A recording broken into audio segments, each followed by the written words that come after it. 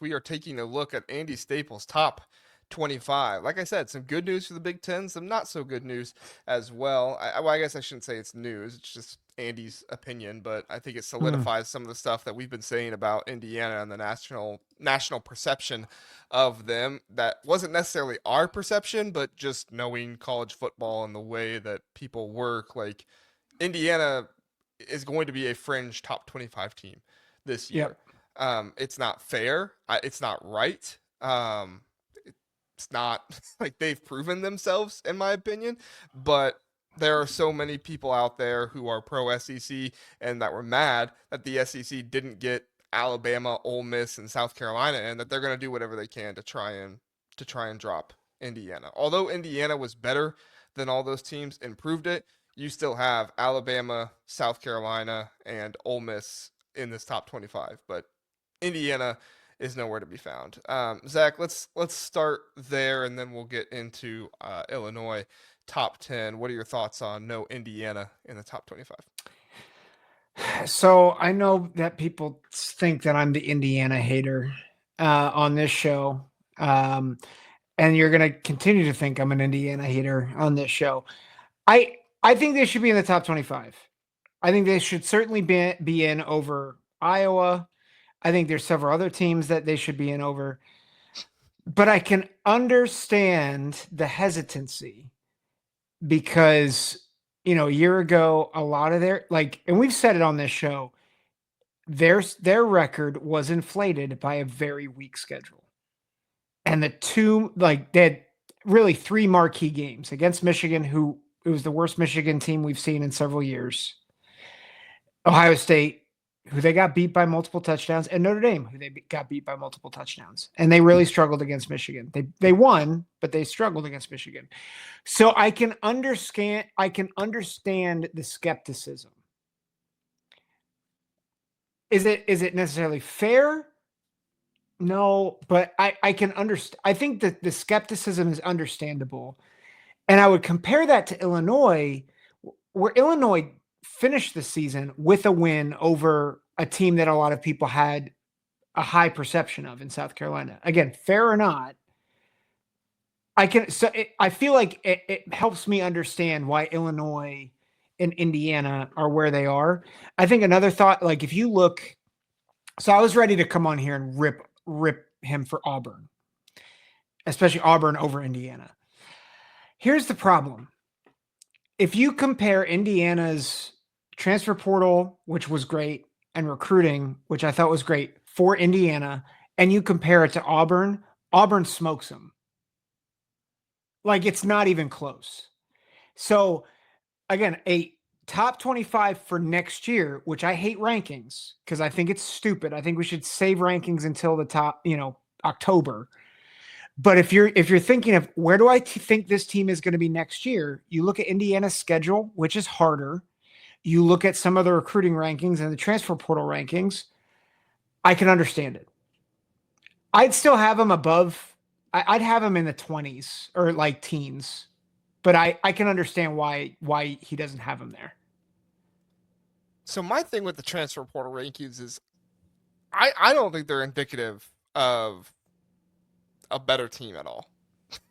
I don't know, maybe that's a hot take, but here are the teams that were top 10 in transfer portal rankings last year. Half of them good, but I think we expected them to be good. Half of them not. Ole Mm-hmm. Miss. Ole Miss had 26 guys come in through transfer portal. They're the number one team according to 24/7. They were good last year, 9-3. Obviously, like that's a good season for them. But I still think they underachieved because people thought they were going to be a top 5, top 10 team, and they ended up being top 15. Mm-hmm. So I think they Yep. underachieved. Oregon was second. Oregon was the number one team in the nation until they lost to Ohio State. So I think Oregon, yes, they achieved what they were supposed to do. Alabama, Alabama was way worse than people thought. Oh yeah. I mean, that they lost to Oklahoma, they lost to Michigan in the bowl game. Like, I, I, I, I don't think that's indicative at all. Texas A&M, they looked okay there for a little bit, but they also had a really easy schedule. And then once they started playing harder teams, they lost. Texas, they were good, and then we start getting into some of the bad teams. Florida State, Colorado, Miami was good, but all I'm saying is like there are teams in this top 10 here that did well in transfer portal that either underachieved or didn't do well. So I don't think transfer portal rankings are solely indicative of this team's going to be a much better team than they were last year. So I'm looking at Florida at 10 and Auburn at 13 and saying there is no reason why Indiana shouldn't be ahead of those teams. You just look at the history of the transfer portal, you look at how these teams like turn over talent and everything. It doesn't typically work for teams. And it's not like we're talking about Indiana being a terrible transfer portal team on 24/7. They're 21st in the rankings, right behind Alabama. So I get they're not a top 10 team, but I just I don't see a reason why Florida and Auburn should be above Indiana. So however you want to rank those teams, if those teams are not even ranked and you want to put Indiana 25, sure, I'll take that. If you want to say those teams are 20 and 15, I think Indiana should be at least 14th then. Because as far as I'm concerned, Kirk Cignetti has shown that he is an actual coach who can actually coach his team up and play well in the conference, as opposed to Billy Napier and Hugh Freeze, where Billy Napier got a quarterback to save his job because he was fired last year if it wasn't for holding on to DJ Lagway, and Hugh Freeze cheated his butt off at Tennessee or wherever he was. Was it Tennessee? Or Ole Miss? Yeah, Ole Miss. Ole Miss. He cheated like crazy at Ole Miss and then flamed out, and now he's at Auburn. And every single year, people are like, "This Auburn team's gonna be good," and it's like, once they show it, sure. Yeah, and if I could push back, because it's not just transfer portal rankings that I'm looking at; it's recruiting rankings, right? Auburn had the 19th ranked class in 2023, eighth. This is 247, by the way. 8th best class in 2024, 6th best this past year. Like they're working on much better classes than Indiana is. Now, is that an indicator of future success? Sometimes. There have been teams that have completely flamed out. I think Florida is similar. I just think this is the issue that I think Indiana is running into is at some point, Indiana has to stack successes. And I'm not saying that that's fair. I'm saying that to change perception. And while they had a great season a year ago, they didn't have marquee wins. And I think that's the problem. So I think actually if they go 8-4 or 9-3 this year with a marquee win, that goes a far better than even this past year for their national credibility. I think they should be ranked. I don't know if I would agree that they should be definitively above like Auburn and Florida. I don't know, because I think past success should matter, but I also think last year shouldn't matter. Like I feel like last year shouldn't matter in regards to this year. Like it's a completely new slate. I think the coaching matters. Like I think you talk about the coaching and stuff like that. I think that matters. I don't think that the team and the way they played, like Kurzwork ain't coming back to Indiana. So right. Like I'm not trying to say that. I look at this Auburn team and I'm with you, recruiting rankings, but they also had 26 players leave and go to the transfer portal. Yeah. So for me, like when I see that, I look at a team that just had all these good recruiting rankings, and it's like, okay, how much of that talent stayed? How much of that talent left and got paid? How much of that talent stayed, got paid, and is fat and happy and doesn't want to do anything and work to get better? You know, like one of the things that people don't talk about with the SEC is the SEC has some of the teams that waste talent the most in college football. Everybody wants to talk about how much talent the SEC gets, but people don't want to talk about how much teams waste that talent as well.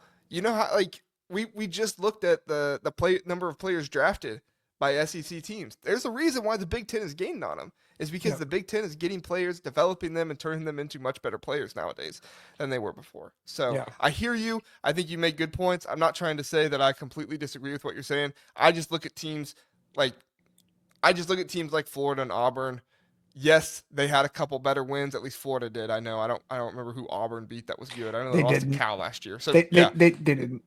but Yeah. even though Indiana didn't have a big marquee win, I still saw consistency on the field all season Yeah. long. In the one game where they struggled and were not consistent at all, they still won that game against Michigan. Yeah. And I stick by what I said about Indiana against Ohio State. Indiana played well in that game outside of the offensive line and Curtis Work, basically dying in the backfield every other play. Like Yeah. they played well. They They did. outrushed Yeah. Ohio State. So I mean, you can only do so much when your special teams is giving up punts for touchdowns and your offensive line is a bunch of swinging doors. Other than your left tackle, I mean, that was pretty much the only one that Yeah. did a good job. So, Yeah. all right, we don't need to turn it into an entire Indiana segment. Illinois top 10. I love this. I think Andy Staples is right on. I think I read what he had to say about putting Illinois top 10. Gave a lot of credit to Bret Bielema, which is huge. Gave a lot of credit to Luke Altmyer and his growth as a quarterback, which is huge. I think that, Andy Staples, there's a few things. I read pretty much every team, and there's a few things about some teams here and there that I didn't necessarily agree with, but Illinois top 10, I agree with it, and I think it's a great ranking. Yeah, I concur. I think I think it's smart to put them at 9, above Florida, above South.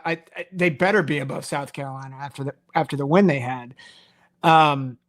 This team is a legit playoff contender. Oh yeah, and people need to figure that out. Like Luke Altmyer is a legit quarterback.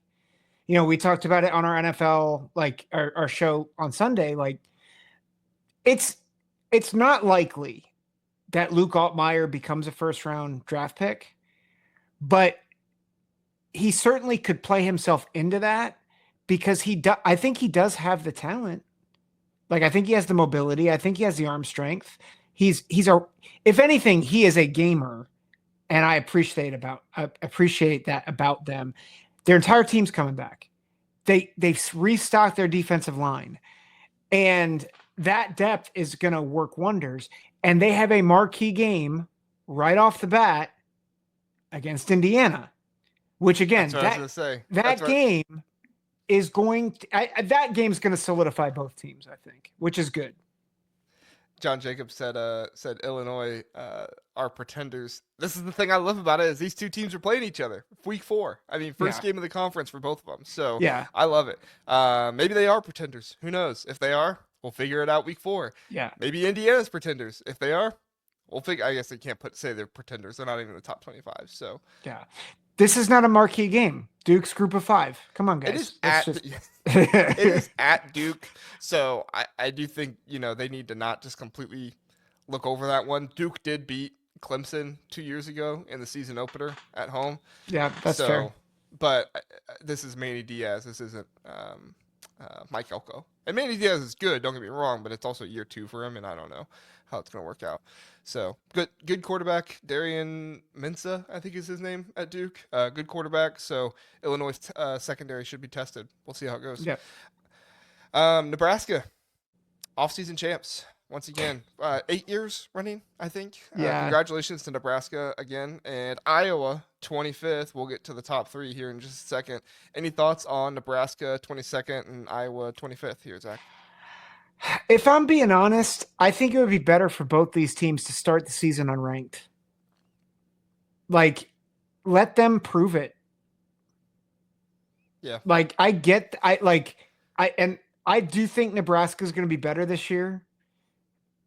If you probably have about 5 years worth of clips of me saying that every year. Say me too. Yeah. So this is a year where I'm saying no more. I am just letting Nebraska be Nebraska. Yeah. I'm just expecting anything.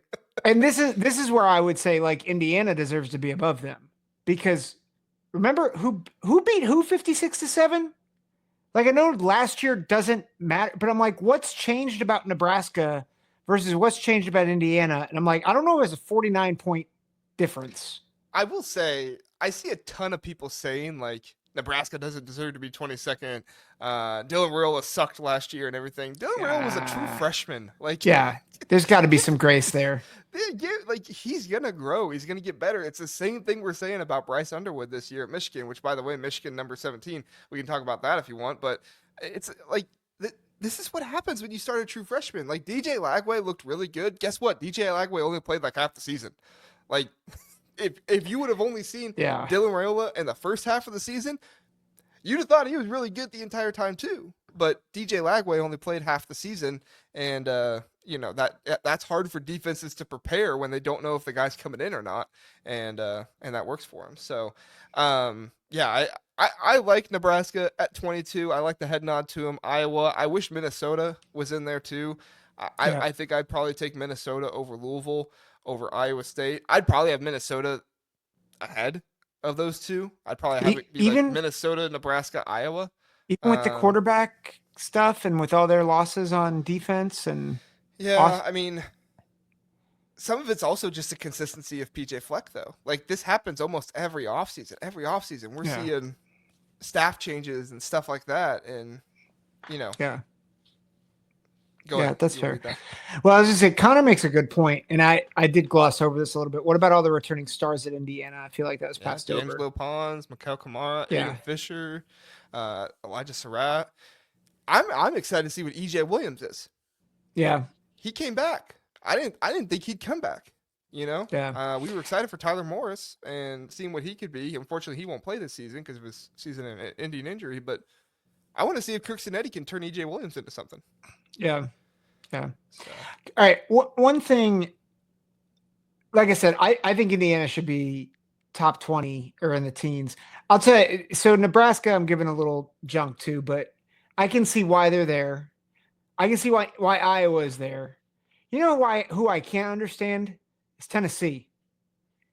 They lost their quarterback, Joey Aguilar. They have a 5-star left tackle. Zach, did you not hear about that? I don't care. I really don't care. Who is he going to protect? Joey Aguilar. Joey Aguilar, who's been there for like 30 seconds. I saw somebody call him a Heisman dark horse the other day, Zach. I want people to know. Because he knows SEC, like 3 plays? SEC bias doesn't exist, but Joey Aguilar, who was, bottom half of the Big Ten and quarterback rankings for everybody going into the season, is now a Heisman dark watch. Or as a now dark Heisman horse, dark horse, not dark watch. Is it now a Heisman dark horse contender because he's on Tennessee? Woohoo! Like they lost their best edge rusher. They lost their best running back. Their receiver room's not great. They have a quarterback who they're probably going to start who's been there for like 2 weeks and is not going to know the offense. Like, what are we doing? That's my biggest critique of this whole list. Yeah. Philip says, does Aguilar get benched mid-season more likely?